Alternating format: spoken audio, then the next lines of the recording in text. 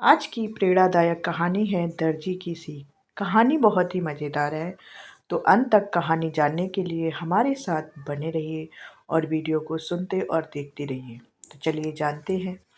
एक छोटे से कस्बे में एक बहुत ही मेहनती दर्जी रहता था।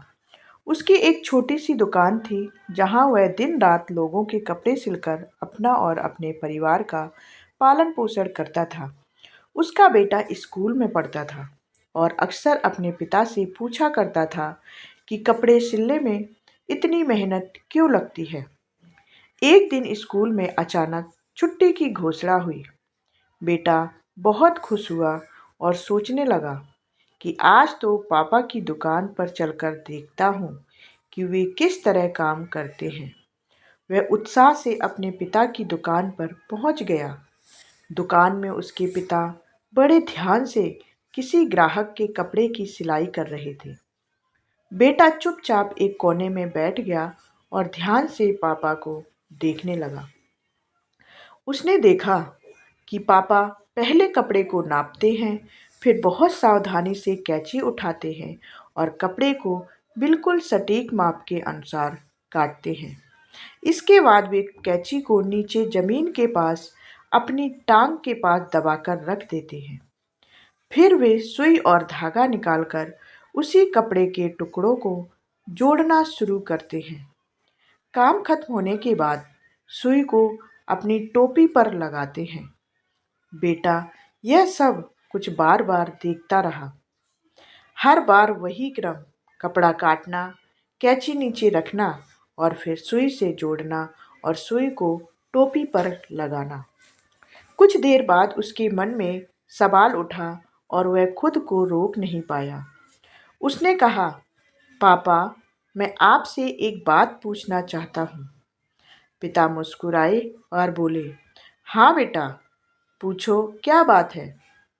बेटा बोला, मैं देख रहा हूँ कि आप हर बार जब कपड़ा काटते हैं तो कैंची को अपने पैर के नीचे रख देते हैं और जब सुई से कपड़ा सी लेते हैं तो उसे टोपी पर लगा लेते हैं।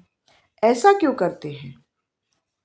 पिता ने सुई को टोपी से निकालकर धीरे से मुस्कुराते हुए कहा, बेटा, यह बहुत छोटी सी बात लगती है, लेकिन इसके अंदर जिंदगी का एक बड़ा सबक छिपा है। बेटा ध्यान से सुनने लगा। पिता बोले, देखो बेटा, यह कैंची काटने का काम करती है, जो चीज़ों को अलग करती है, उन्हें तोड़ती है, और यह सुई जोड़ने का काम करती है, जो टुकड़ों को जोड़ती है, सुंदर बनाती है।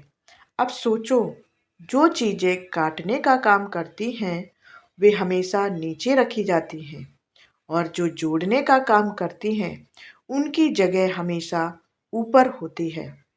यही वजह है कि मैं सुई को अपनी टोपी पर लगाता हूँ और कैंची को अपने पैर के पास रखता हूँ। बेटा कुछ पल के लिए चुप रहा, लेकिन उसके मन में यह बात गहराई से उतर गई। उसे समझ आ गया कि जीवन में हमेशा जोड़ने वाला बनना चाहिए, काटने वाला नहीं। उस दिन के बाद से उस दर्जी के बेटे ने अपने जीवन में यह सीख हमेशा याद रखी कि जो इंसान दूसरों को जोड़ने, समझाने और साथ लाने का काम करता है, वही समाज में ऊंचा स्थान पाता है। जबकि जो लोग दूसरों को तोड़ते हैं, झगड़े करवाते हैं या रिश्ते बिगाड़ते हैं, उन्हें कोई सम्मान नहीं देता। इस छोटी सी सीख में जीवन का गहरा सत्य छिपा है।